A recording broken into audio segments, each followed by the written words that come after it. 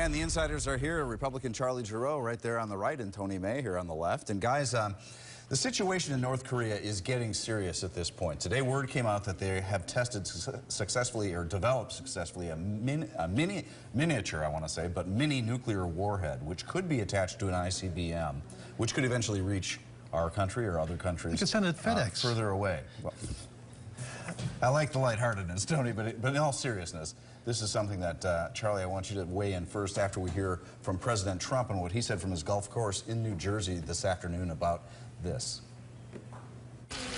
North Korea best not make any more threats to the United States.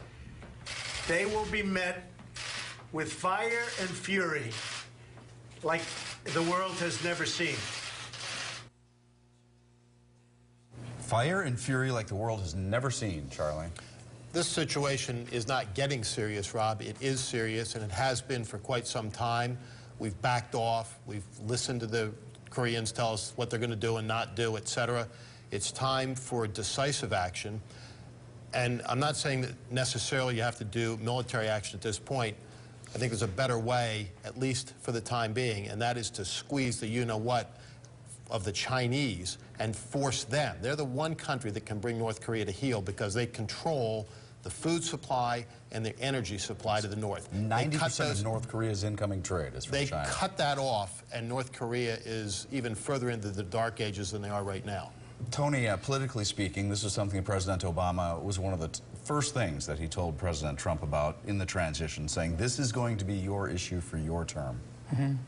Yeah, and we've talked about it here, that Charlie and I predicted this, that you have two crazy guys yelling at each other across an ocean and nothing good's going to come of it. And I agree with Charlie that bombing the hell out of North Korea will solve nothing. It'll make it more likely that they'll try to use some nuclear weapons. It's a real tough situation. I think for once Charlie and I are in agreement. Except that, here's where we may disagree. At some point, military action may be inevitable. And the fact that it's an option on the table, Rob, is very, very important. I mean, look, this guy... North Korea is locked and loaded right now on Seoul, South Korea.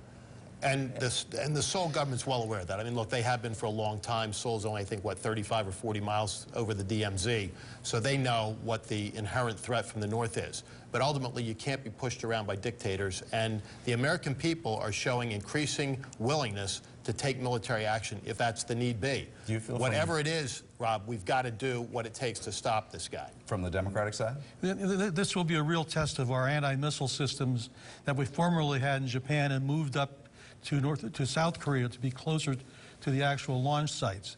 If we get a 25, 30-second notice, these surface-to-air missiles ought to work. They've been designed to protect against that kind of attack.